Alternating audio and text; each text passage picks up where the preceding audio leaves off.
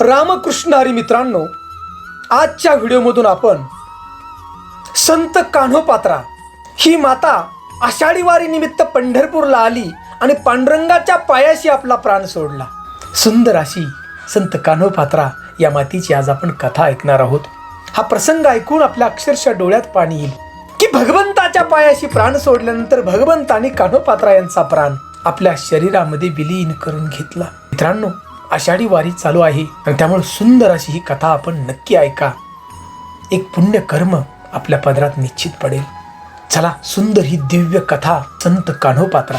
तर मित्रांनो, पंढरपूर पासून फक्त 7 कोस अंतरावरती मंगळवेढा नावाचं गाव आहे आणि या मंगळवेढा गावामध्ये श्यामा नावाची एक नायकीन नृत्य करणारी धनाढ्य होती आणि त्या गावामध्ये राहत होती. आणि या श्यामा नायकिनीच्या मुलीचं नाव होतं कान्होपात्रा.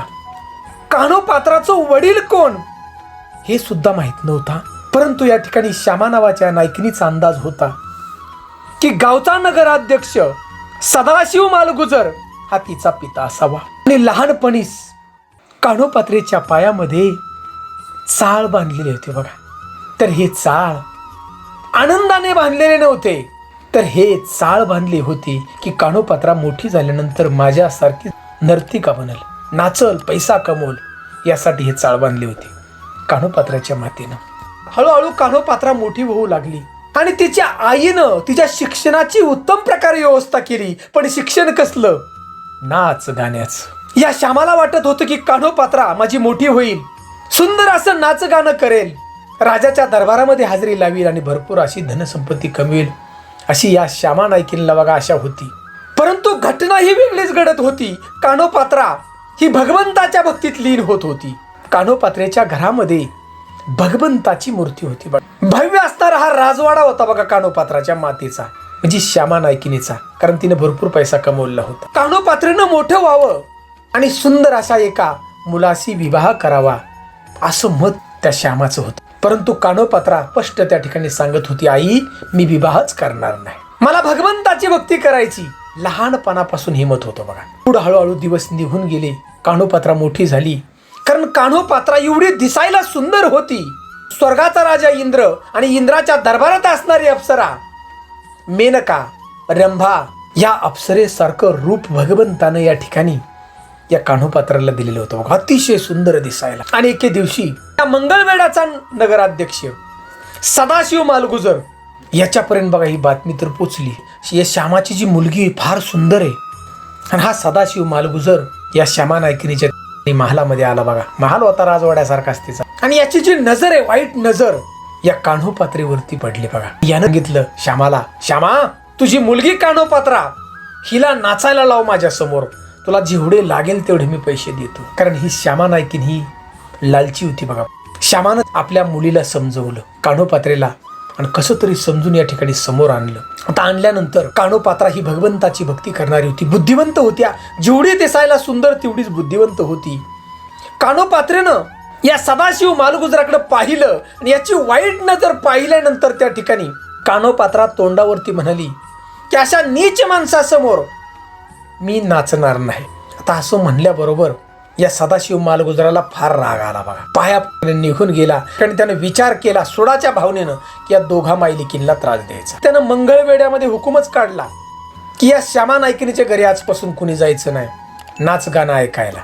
आणि त्यामुळं काय झालं, यांची परिस्थिती हळूहळू ढासळू लागली. कारण संपत्ती याची थांबली ना, पैसा, पोट कसं भरावं या ठिकाणी या श्यामा नायकिनीला कळाना. तिने अक्षरशः माफी मागितली. या सदाशिव मालगुजराच्या घरी जाऊन म्हणली, माफ करा मला. आणि सदाशिव मालगुजरने या ठिकाणी सांगितलं, तुला माफ करतो, पण तू 3 दिवसाच्या आत तुझी जी मुलगी कान्होपात्रा, या कान्होपात्रेला माझ्या समोर तुला नाचायला आणावं लागेल, असा हुकूम त्या ठिकाणी काढला. आता ही सगळी खबर संत कान्होपात्रा हिला समजली बघा. काय करावं हे कळेना, परंतु डगमगून गेली नाही बघा, घाबरली नाही. शेवटचा दिवस होता आणि कान्होपात्रा त्या ठिकाणी भगवंताचं नामस्मरण करत होती. झोपली सुद्धा नव्हती बघा. रात्रभर भगवंताचं नामस्मरण करत होती कान्होपात्रा. पाटेची वेळ झाली आणि कान्होपात्रेला त्या ठिकाणी डोकला लागला, झोप लागली हो. थोडा वेळ झोप लागली आणि क्षणार्धात त्या ठिकाणी कान्होपात्रेच्या कानावरती आवाज पोचला, टाळाचा आणि भजनाचा. कारण आषाढी वारी निमित्त पंढरपूरच्या दिशेने एक दिंडी त्या ठिकाणून चाललेली होती आणि तो टाळांचा मृदुंगाचा तो आवाज कान्होपात्रीच्या कानावरती जागी झाली धाडकन. पाहिलं बाहेर येऊन हजारो वारकरी त्या ठिकाणी टाळ वाजवत भगवंताचं नामस्मरण करत पंढरपूरच्या दिशेने चाललेलो. कान्होपात्रीला त्या ठिकाणी वाटलं आता हीच खरी संधी भगवंतानं आपल्याला दिली या ठिकाणी वाचण्यासाठी. आणि कान्होपात्रीची जी दासी होती, हौसा नाव होतं तिचं. ही हौसा वयस्कर होती परंतु ती वारकरी होती आणि ती दिंडीला जात होती. कान्होपात्रीने हौसाला सांगितलं की मला पंढरपूरला तुझ्या बरोबर यायचंय. आणि कान्होपात्रीनं त्या ठिकाणी बघा हौसाच्या मदतीनं पंढरपूरला जाण्याचं ठरवलं. आता जायचं कसं? कारण मंगळवेढ्यातून बाहेर पडायचं म्हणजे बंदोबस्त होता सगळा. बघा या सदाशिव मालगुजरानं बंदोबस्त आपली लोक ठेवली होती. कान्होपात्रा घराच्या बाहेर पडली नाही पाहिजे. कान्होपात्रेनं त्या ठिकाणी बघा कपडे फाटकी घातली, सगळी दाशी सारखी सुंदर असणारी कान्होपात्रा कोणालाही ओळख येणार नाही अशी कपडे घातली आणि कान्होपात्रा या हौसा या दाशी बरोबर बाहेर पडली बघा रात्रीची. मंगळवेढ्यातून बाहेर पडली आणि भगवंताचं नामस्मरण करत पंढरपूरला जाऊन पोहोचली दिंडी बरोबर. चंद्रभागीमध्ये स्नान केलं आणि भगवंताच्या पायाशी लीन झाली. मंदिरात जाऊन त्या ठिकाणी डोकं ठेवलं पायावरती भगवंताच्या आणि भगवंताला सांगू लागली देवा मी तुझ्या पायाशी आली. आता माझं संपूर्ण जीवन तुझ्या पायाशी मी समर्पित करत आहे या ठिकाणी. देवा तू माझं रक्षण कर. चित्त मन सगळं शरीर भगवंताच्या पायाशी लीन. देवा मी तुझं दास्यत्व पत्करलंय आजपासून अशी कान्होपात्रा म्हणू लागली. कान्होपात्राच्या डोळ्यातून पडणारं पाणी अश्रू भगवंताच्या पायावरती पडलं आणि कान्होपात्रानंतर बाहेर निघून आली. त्यानं निश्चय केला त्या दिवसापासून की आता मी कुठेही जाणार नाही. शेवटचा श्वास या पंढरपुरामध्येच घेणार. आणि भगवंताच्या नामस्मरणात लीन होऊन गेली कान्होपात्रा. पाटे लवकर उठायची, चंद्रभागेमध्ये स्नान करायची कान्होपात्रा आणि भगवंताच्या मंदिरासमोर कान्होपात्रा नृत्य करत होती बघा पाटेच. आणि दिवसभरात दोनदा पांडुरंगाचं राऊळ कान्होपात्रात झाडून काढत होती, पुसून लक्क करत होती. असा दिनक्रम होता. कान्होपात्रेचा इतका सुंदर आवाज होता. सुंदर अशी अभंग कान्होपात्रा त्या ठिकाणी भगवंताच्या समोर म्हणत होती. तो आवाज ऐकून हजारो वारकरी बांधव दर्शन करायला आलेले ते कान्होपात्राकडे पाहत होते, दंग होऊन जात होते. आता आषाढी वारी भरली. लाखो वारकरी बांधव त्या ठिकाणी पंढरपुरामध्ये पांडुरंगाच्या पायाशी नतमस्तक होण्यासाठी आली होती. तो कान्होपात्रेचा तो आवाज हृदयाला प्रत्येकाच्या पिढ्यात होता. भगवंताच्या नामस्मरणाचा अभंगाचा तो आवाज. आणि हजारो लोक ते आवाज ऐकण्यासाठी त्या ठिकाणी थांबत होते बघा मंदिराच्या बाहेर. दिवसामागून दिवस निघून चालले होते. कान्होपात्राच्या दासीनं त्या ठिकाणी एक झोपडी तयार केली बघा, बांधली पाल कान्होपात्रेला आणि तिला राहण्यासाठी. कान्होपात्रा त्या ठिकाणी राहू लागली आणि भगवंताच्या नामस्मरणात दंग होऊन गेली. परंतु एके दिवशी घटना घडली की पंढरपुरातील एका व्यक्तीनं कान्होपात्राला ओळखलं. कारण त्या ठिकाणची जी लोक आहेत पंढरपूरमधली, लोकांना वाटत होतं की हे एक शेतकऱ्याची मुलगी आहे आणि भगवंताच्या भक्तीत लीन होऊन गेली, वेडी झाली भगवंताच्या भक्तीत. परंतु लोकांना माहीत नव्हतं की ही मंगळवेढेच्या एका नर्तिकीची मुलगी आहे. परंतु एका माणसाला माहीत पडलं बघा की ही कान्होपात्रा आहे. ह्या व्यक्तीनं त्या ठिकाणी बघा बादशाला जाऊन सांगितलं कान्होपात्रा अतिशय सुंदर दिसायला, अतिशय सुंदर की स्वर्गातल्या अप्सरेसारखी ही श्यामा नायकिनीची मुलगी पंढरपुरामध्ये आहे. हे सगळं सांगितलं. आता बादशाह राक्षसी वृत्तीचा. बादशाहनं एक 4-5 आपले दूत सैन्य त्या ठिकाणी पंढरपुरामध्ये पाठवलं आणि सांगितलं त्यांना आदेश की कान्होपात्रेला घेऊन इकडे या, नाही आले तर जबरदस्तीने उचलून आणा घोड्यावरती असा आदेश सोडला. कान्होपात्रा मंदिराच्या बाहेर भगवंताचं नामस्मरण करत होती. भजन चाललं होतं त्या ठिकाणी बघा, अभंग गात होती. बादशाचे दूत आले आणि कान्होपात्राला सांगितलं कान्होपात्रा बादशाचा आदेश आहे, तुला आमच्या बरोबर यावं लागेल. तू जर नाही आली तुला जबरदस्तीने उचलून आम्ही घोड्यावर घेऊन जाऊ. कान्होपात्रेच्या डोळ्यातून पाणी आलं बघा, रडू लागली की भगवंत आम्ही तुझ्या आश्रयाला आले, आता तूच माझं रक्षण कर. मनातली मनात म्हणले आणि कान्होपात्रेनं त्या बादशाच्या सैनिकांना सांगितलं की तुम्ही मला घेऊन जा, परंतु मला शेवटचं दर्शन माझ्या पांडुरंगाचं घेऊ द्या. आणि मग मला कान्होपात्रा हात जोडून पांडुरंगाच्या राहुळामध्ये गेली आणि त्या भगवंताच्या पायावरती डोकं ठेवलं आणि कान्होपात्रा सांगू लागली देवा मी तुझ्या आश्रयाला आले आणि तूच माझं रक्षण आता कर. आता तू माझं रक्षण नाही केलंस आणि हे शिपाई जर मला या बादशाचे घेऊन गेले ना तर आजपासून इथे येणाऱ्या प्रत्येक भक्ताचा विश्वास तुझ्यावरती बसणार नाही की तू रक्षण करतोस भक्ताचा. देवा मी आज संपूर्ण जीवन तुझ्या पायाशी या ठिकाणी दिलंय, मी दास्यत्व स्वीकारले तुझं आणि आता माझी शेवटची इच्छा तू पूर्ण कर. भगवंता तुझ्यामध्ये मला तू विलीन करून घे.